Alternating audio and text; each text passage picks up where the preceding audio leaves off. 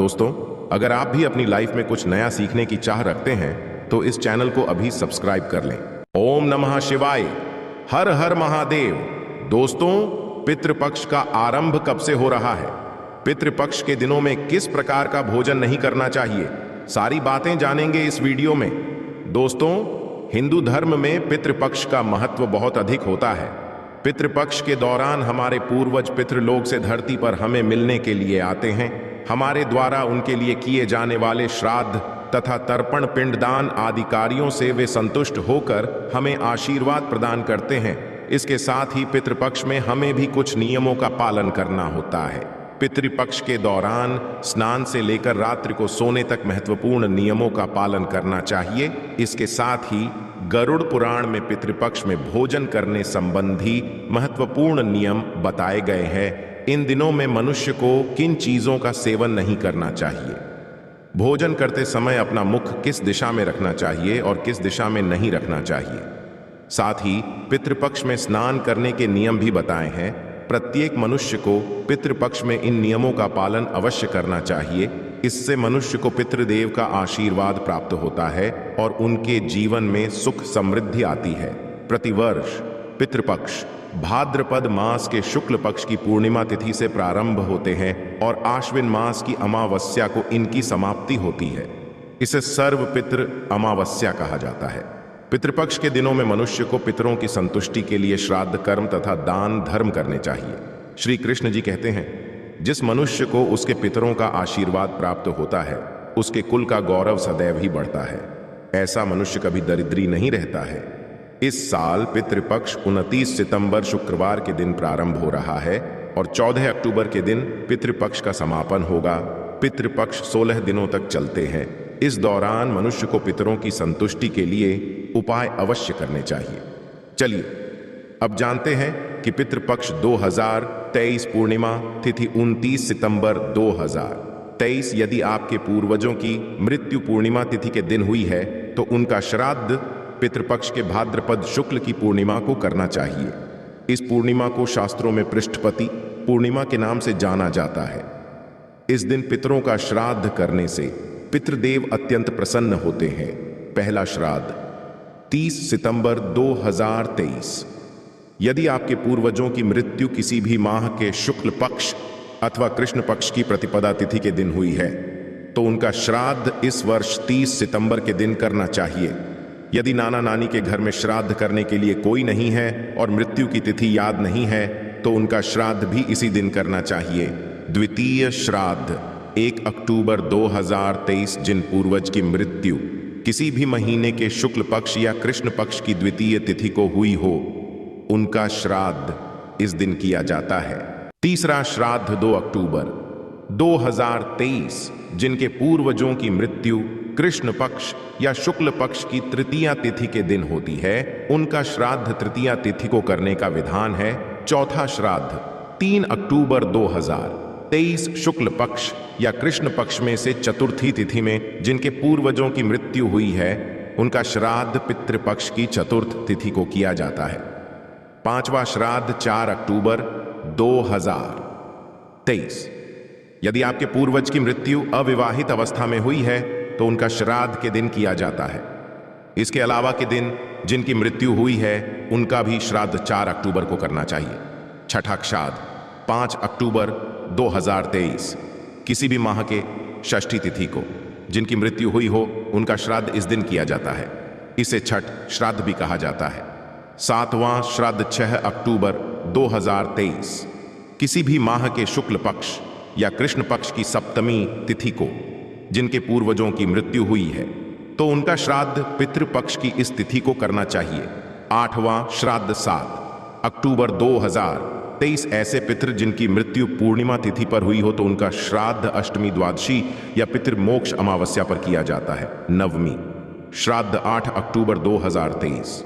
किसी व्यक्ति को अपनी माता का श्राद्ध उनकी मृत्यु तिथि पर नहीं करना चाहिए। उनका श्राद्ध पितृपक्ष में नवमी के दिन करना चाहिए। ऐसा माना जाता है कि नवमी तिथि को माता का श्राद्ध करने से उन्हें मोक्ष की प्राप्ति होती है। इसके यदि किसी स्त्री की मृत्यु तिथि पता नहीं हो तो उनका श्राद्ध भी इसी दिन किया जाता है। दशमी श्राद्ध 9 अक्टूबर 2023। 23 दशमी तिथि को जिस व्यक्ति की मृत्यु हुई हो उनका श्राद्ध महालय की तिथि के दिन किया जाता है। एकादशी श्राद्ध 10 अक्टूबर 2023। ऐसे लोग जो संन्यास लिए हुए होते हैं उन पितरों का श्राद्ध एकादशी तिथि को करने की परंपरा है।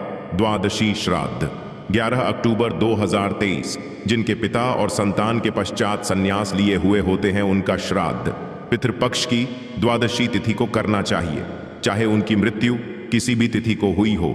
इसीलिए तिथि को सन्यासी श्राद्ध भी कहा जाता है।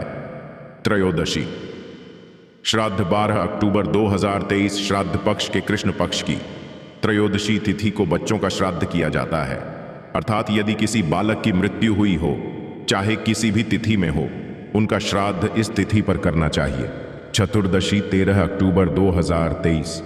ऐसे लोग जिनकी अकाल मृत्यु हुई हो, जैसे आग से जलने, शस्त्रों के आघात से, विषपान से, दुर्घटना से या जल में डूबने से हुई हो, उनका श्राद्ध चतुर्दशी तिथि को करना चाहिए। अमावस्या तिथि 14 अक्टूबर 2023। पितृपक्ष के अंतिम दिन सर्वपितृ अमावस्या पर झात और अज्ञात पूर्वजों के श्राद्ध किए जाते हैं। इसे पितृ विसर्जनीय अमावस्या कहा जाता है। दोस्तों, पितृ मनुष्य के परिवार का सुरक्षा कवच होते हैं। पितृशक्ति मनुष्यों की हर प्रकार के संकट से रक्षा करती है। यदि घर में पितृशक्ति का वास हो तो घर में किसी भी प्रकार की दुष्ट आत्मा तथा नकारात्मक शक्तियां प्रवेश नहीं करती है। इसीलिए हमें पितृपक्ष में कुछ ऐसे कार्य करने चाहिए जिससे हमारे घर में पितृशक्ति का वास हो। पितृ को प्रसन्न करने के लिए गरुड़ पुराण में भगवान श्री कृष्ण ने बहुत ही महत्वपूर्ण उपाय बताया है। भगवान श्री कृष्ण के अनुसार पितरों की संतुष्टि के लिए सर्वोत्तम उपाय है दान करना, और दान में भी सर्वोत्तम होता है तिल का दान करना। जो भी मनुष्य पितृपक्ष में पितरों के लिए तिल का दान करता है उसके सभी पापों का एवं दुखों का नाश हो जाता है। इसके अलावा आप पितृपक्ष में अपने पितरों की संतुष्टि के लिए वस्त्र आदि का दान अवश्य करें। यदि गाय का दान किया जाए तो कई गुना अधिक फलों की प्राप्ति होती है। श्री कृष्ण कहते हैं, मृत्यु के पश्चात मनुष्य की आत्मा अभौतिक रूप धारण करती है। उनका यह शरीर वायु रूप में होता है। वायु रूप में मृत आत्माएं घर में प्रवेश करती है और अपने परिजनों द्वारा किए जाने वाले कर्म कांड तथा श्राद्ध से वे अत्यंत प्रसन्न होते हैं।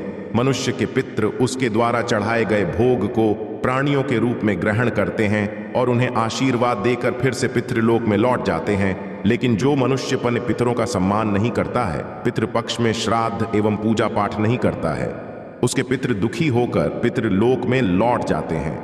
पितृ को दुखी करने के कारण मनुष्य के सभी पुण्य कर्म उसी क्षण नष्ट हो जाते हैं और उसे पितृ दोष लग जाता है।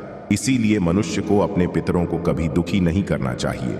आइए जान लेते हैं पितृपक्ष में भोजन तथा स्नान करने के कौन से नियम बताए गए हैं। सबसे पहली बात है, पितृपक्ष में स्नान सिर्फ एक वस्त्र धारण करके ही करना चाहिए।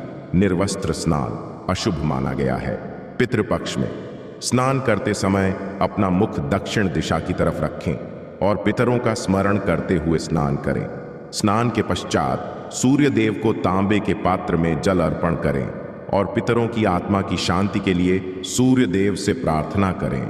पितृपक्ष में स्नान करने के पश्चात ही दान करना चाहिए और दान करते समय पितरों का स्मरण करें। दान करते समय भी अपना मुख दक्षिण दिशा की तरफ रखें।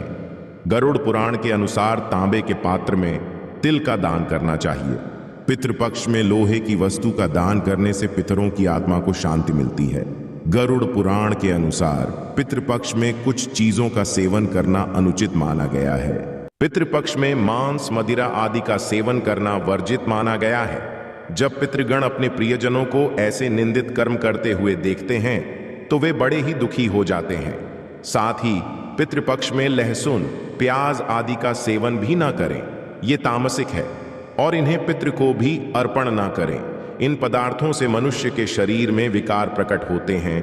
वही यह पदार्थ पितृ को क्रोध दिलाते हैं। पितृगण इन पदार्थों को स्पर्श भी नहीं कर पाते और इनके निकट भी नहीं आ सकते हैं। इसीलिए भोजन में इन पदार्थों का प्रयोग वर्जित है। पितृपक्ष में भोजन करते समय मनुष्य को अपना मुख दक्षिण दिशा में रखना चाहिए।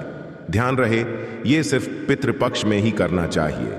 इस दिशा में भोजन करने पर वह भोजन पितरों को प्राप्त होता है और पितृगण संतुष्ट होते हैं। पितृपक्ष में बासी भोजन को भूल से भी ग्रहण ना करें। श्री कृष्ण के अनुसार जो भोजन सात्विक हो वह पितरों को अत्यंत प्रिय होता है। ऐसा भोजन मनुष्य की आयु बढ़ाने वाला, जीवन को शुद्ध करने वाला तथा बल, बुद्धि और ऐश्वर्य देने वाला होता है। इसमें गाय का दूध सबसे उत्तम माना गया है। रसायुक्त फल भी सात्विक भोजन की श्रेणी में ही आते हैं। दक्षिण दिशा मुख करके भोजन करते समय पितरों का आवाहन करें और उन्हें नमस्कार करके इस मंत्र का जाप करें, ओम पितृदेवाय नमः। ऐसा करने से पितृदेव बहुत ही संतुष्ट होते हैं। पितृपक्ष में बिस्तर पर बैठकर भोजन ग्रहण ना करें। भोजन सिर्फ जमीन पर बैठकर ही करें। शास्त्रों के अनुसार पितृपक्ष में चने की दाल और मसूर की दाल खाना वर्जित है। मसूर की दाल का श्राद्ध कर्म में भी प्रयोग ना करें, क्योंकि यह एक नकारात्मक व्यंजन है। इसके साथ ही सरसों के साग की सब्जी भी खानी नहीं चाहिए। तो इस प्रकार से गरुड़ पुराण में पितृपक्ष में किए जाने वाले महत्वपूर्ण नियम बताए हैं। तो ये थी आज की खास वीडियो। आशा है कि आज की इस प्रस्तुति में बताई गई जानकारी आपको अच्छे से समझ आ गई होगी। वीडियो अच्छा लगा हो तो एक लाइक अवश्य कर दें। धन्यवाद वीडियो के अंत तक बने रहने के लिए।